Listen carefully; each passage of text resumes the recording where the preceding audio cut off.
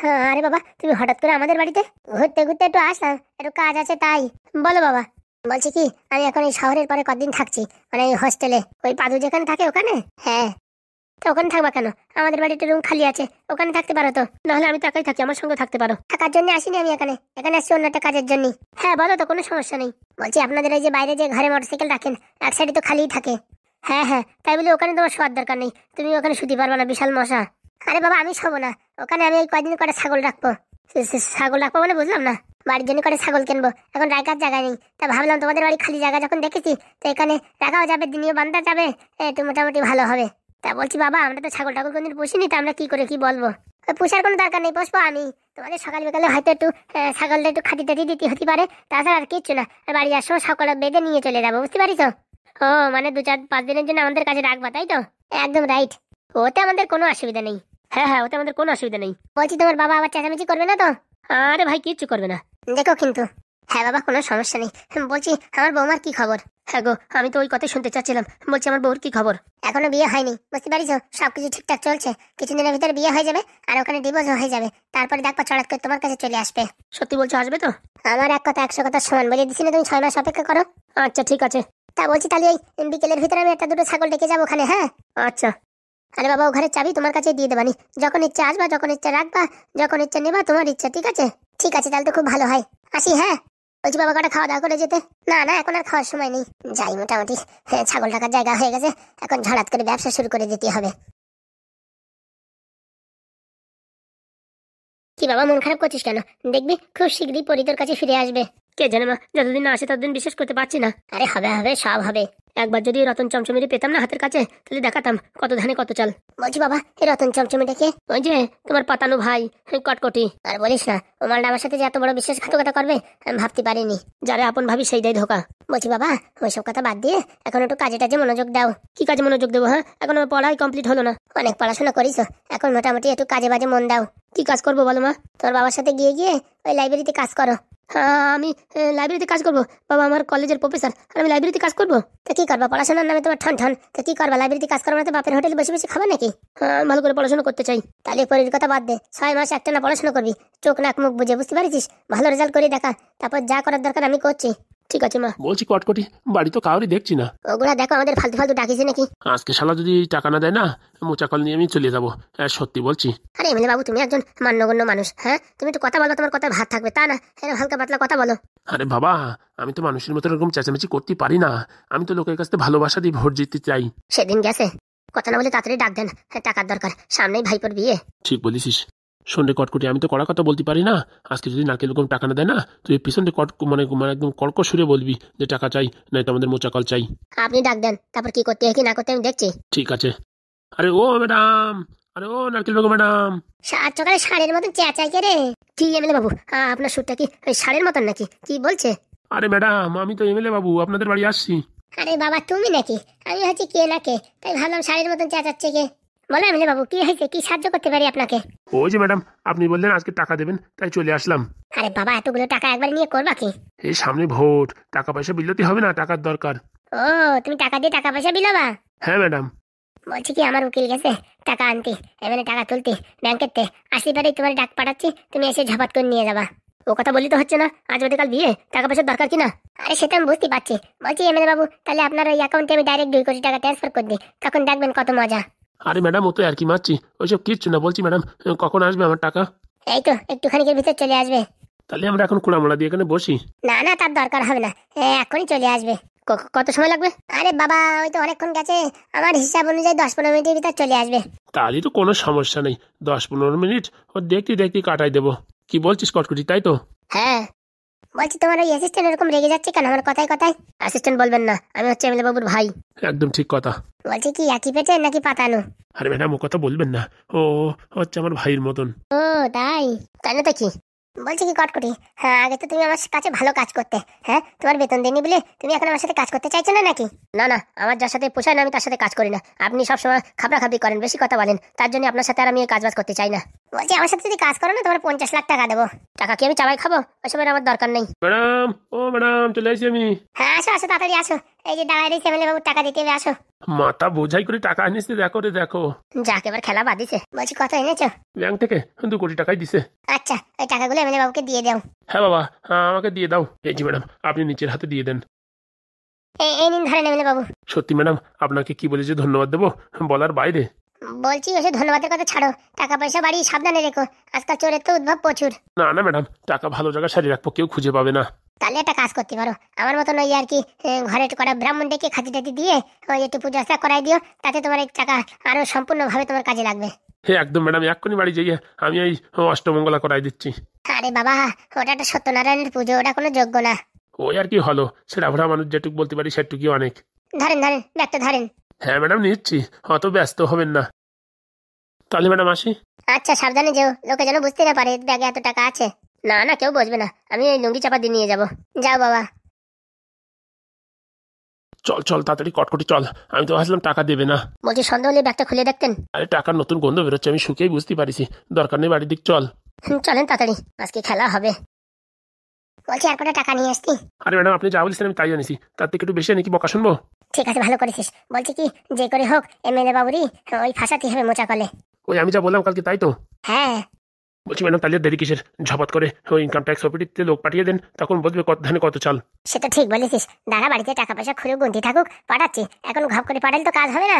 ঠিক আছে ম্যাডাম, ঠিক আছে। তাড়াতাড়ি যা, আমার ফোনটা চার্জিং একটু খুলে নিয়ে আয়। এই যাবো আর আসবো। পাদুদার সাথে হোস্টেলে থাকা বিরাট মজা, খাওয়া দাওয়া আর চিত হয়ে শুয়ে পড়ো। সারা বাড়ি থাকলে এ কাজ ও কাজ করতে হয়, এখানে কোনো কাজ না। স্নান করবা টাইম মতন 3 বেলা খাওয়া, খাওয়া আর ঘুম, খাওয়া আর ঘুম। তাও শরীরে যে মাংস ধরে না কেন আমি তো বুঝতে পারি না। আমার মনে হয় সারা নজর টজর লাগিয়েছে বললেই হবে না। এই তো 3 বেলা ভালো মন্দ খাচ্ছি, হ্যাঁ পায়খানা পরিষ্কার হচ্ছে, তো কিন্তু এই সারা শরীরে মাংস আসতেছে কেন বুঝতে পারতেছি না। আমার মনে হয় কেউ নজর টজর লাগাইছে বললেই হবে না, কোনো এক গোলক বাড়ি দেখাতেই হবে। ভাই নাদন, তুই চলে আইছিস? বলছি পাদুদা কোথায়? পাদুদা আর কি একটু বাইরে গেছে। বাইরে মানে আবার ওই টুম্পার সাথে দেখা করতে যায়নি তো? আরে না না, টুম্পা তো সকালে আইছিল, আমি আর পাদুদা মিলে জম্পের ঝাড়া ঝেড়েছি। তো পাদুদা কোথায় গেছে? আর তুই পাদুদার একা একা জাতি দিচ্ছিস? হ্যাঁ কখন কে অ্যাটাক করে তোর বলা যায়? আরে শোনো তো, ভুট্টো খেতে একটু স্বাদ দিতে গেছে। মানে হাগু করতে গেছে? আরে হ্যাঁ হ্যাঁ, সেটা বাংলা ভাষায় বলা যায় না, তাই একটু শুনতে কিরম লাগে তাই বলেছি এই ভুট্টো খেতে স্বাদ দিতে গেছে। ও তাও ভালো। আর তুমি বলো, আমি ভুট্টো গাছের পাশে যাই দাঁড়ায় থাকবো নাকি? দাঁড়ায় থাকাটাও মোটামুটি খারাপ হয় না। তা খারাপ, ভুট্টো গাছের পাশে কেউ দাঁড়ায় থাকলি ভিতরে যে স্বাদ দিতে গেছে তারও স্বাদ দেওয়া কমপ্লিট হয় না, আর বাইরে যে থাকে তারও হাসতে হাসতে দাঁত কেলায় পড়তে হয়। কেন? এই কালকে যখন আমি যাবো বুঝছো ভুট্টো খেতে স্বাদ দিতে, বা রাত্রি যখন যাবো তখন তুমি এখানে দাঁড়ায় থাকবা, তাহলে আর কেন উত্তর তোমার জিজ্ঞেস করা লাগবে না। তুমি একটা না একটা সবসময় বলতেই থাকো। তা যে কাজে গেছিলে কাজ হয়েছে? কাজ হবে না মানে? ওই শালা মাস্টার প্রফেসরের বাড়ি ওই বাইক টাইক রাখতো, সেই ঘরটা দখল করেছি, ওখানে এখন ছাগলের পুরো বাথান ধরে ঢুকবো। কি বলছো? আরে হ্যাঁ হ্যাঁ, খালি পাদু দামের একটাই ছাগলের জ্যান্তর ওষুধ বানাই দেবে, তারপর দেখবি এখানের মাল এখানে বেঁচে বড় লোক হয়ে যাবো। তোমার মাথায় যে ছাগলের ব্যবসার বুদ্ধি ও কারোর মাথায় নাই। বলছি কি, সকালের খাওয়া খাইছিস? হ্যাঁ সকালে তো এই হোস্টেল থেকে 2 করে পরোটা আর একটু তরকারি আর একটা ওই বন্দে দিছিল। একটা বন্দে কি করে দেয় রে? আরে একটা বন্দে না, মানে বন্দের লাড্ডু দিছিল। তা আমার জন্য আনিস নি? আরে বাবা, তোমার জন্য কি করে আনবো? এই একজন একই প্লেট দেয়, 2 প্লেট করে দেয় না তো? তাহলে আমার নাম বলতে পারতিস কেন? তুমি কি মহারাজা নাকি তোমার নাম বলতে পার দেবে? সে নয় 1 প্লেট আনিস, তা আমার জন্য রাখতে হয় না, একা একা সব টেনে দিছিস। আরে বাবা তোমার জন্য রাখিছিলাম তো, তা তুমি আসো না, তার জন্য খাইয়ে ফেলাইছি, ভাবিছি কি বাসি হয়ে যাবে না, তা খাইয়ে ফেলাইছি। এখন বাজে কয়টা?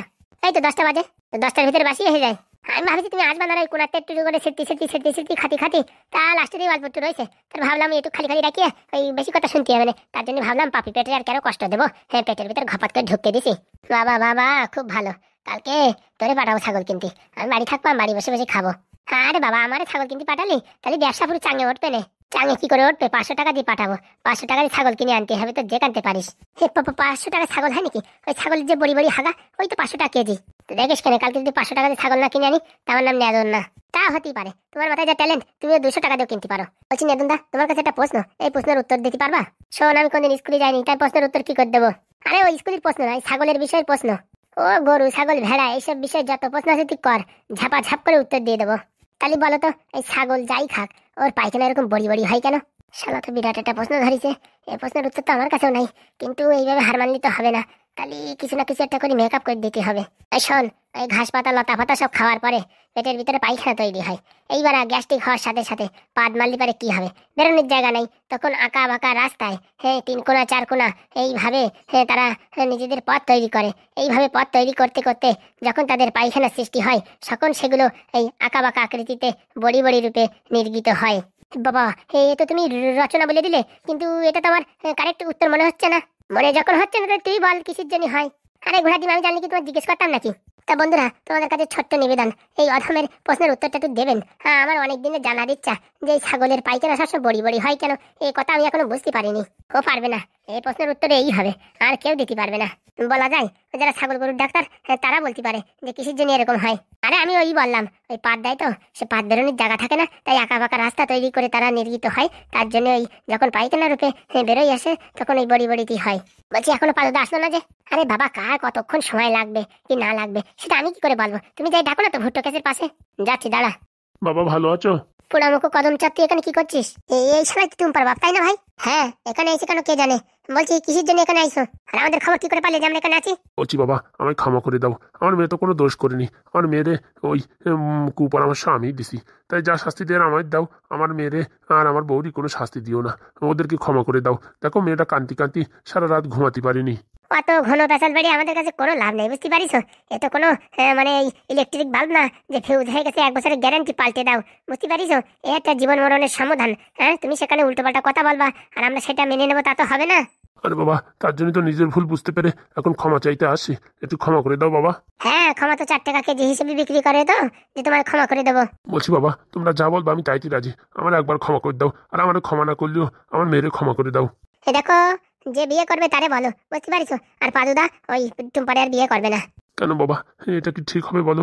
এতদিন মেলামেশা করিছে, গ্রামের লোকজন সব জানিয়ে গেছে যে পাদুর সাথে বিয়ে হবে, আর এখন যদি এইভাবে একবারে ছেড়ে দেয়, আমার মেয়ে তো দুঃখের যন্ত্রণায় বাঁচতে পারবে না পৃথিবীর বুকি। পৃথিবীর বুকে না বাঁচতে পারলেও চন্দ্রগ্রহে নিয়ে যাও। হ্যাঁ, শুনেছি ওখানে কি জলও পাওয়া যাচ্ছে। দেখো বাবা, তোমরা আর কি করো, ফাজলিমি করো, যাই করো, আমার মেয়েরে ভুল বুঝো না, ওর কোনো দোষ নেই, ওরে আমি যা বলিস ও তাই করিছে। দেখো, অনেক ঘন পেঁচাল পাঠিয়েছো, কিন্তু বুঝতে পারিস এই সিকিউরিটি গার্ড ডাকিয়ে কিন্তু ঘাট ধাক্কাতে বের করে দেবো। সিকিউরিটি গার্ডের দরকার কি ভাই, তুই খালি বল, দেখ আমি এখানে উড়ন্ত জাম্প মারবো। ও জি, পাদু কোথায়? পাদুর সাথে একটু কথা বলতাম। দূর হও এখান থেকে, দূর হও। হ্যাঁ বলো ঢাবনা, তুমি এখান থেকে দূর হও।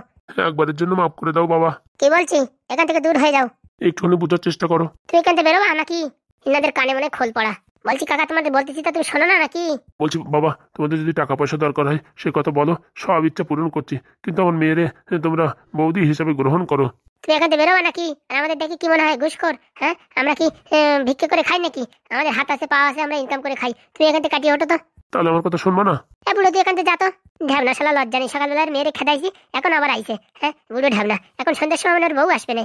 বলছি বাবা, একবার পাদুরি ডাকে দাও, পাদুর পা ধরে আমি একটু ক্ষমা চাইতে চাই। এ শালা লজ্জা নাই বললেও লজ্জা নেই। মুখি মনে হচ্ছে কি ঘোড়ার গু ঘষে দি। একবারে পাদুরি ডাকে দাও। তুই বেরাবি না? সিকিউরিটি গার্ড ডাকবো, দাঁড়া।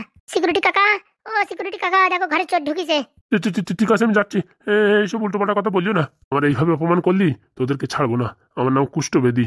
মাপ চাইলাম তাও শুনলি না, মেয়ে মাপ চাইলো তাও শুনলি না। দেখি তোরা এখানে কি করে থাকতে পারিস, পয়সা করে যা খরচাও, তোদের এখান থেকে যদি বিদায় না করি তাহলে আমার নাম কুষ্ঠবেদী না। এ বুড়ো ঢ্যাবনা, ঘন পেঁচাল না পারি, এখান থেকে বেরিও। শালা ঢ্যাবনা শালা। বলছি নাদন ভাই, এরা আবার আমাদের উপর অ্যাটাক করবে না তো? ওর বাপের ক্ষমতা আছে, হ্যাঁ? ওদের ক্ষমতা থাকলে টাচ করে দেখ নাদন রে। তবু আমাদের একটু সাবধানে থাকতে হবে। সে তো ঠিক বলেছিস, আর একটু ঘোড়ার গুয়ানে রাখতে হবে। বলছি ছাগলের গুতি কাজ হবে না? আরে ঘোড়ার গুতি বিরাট বিকট গন্ধ।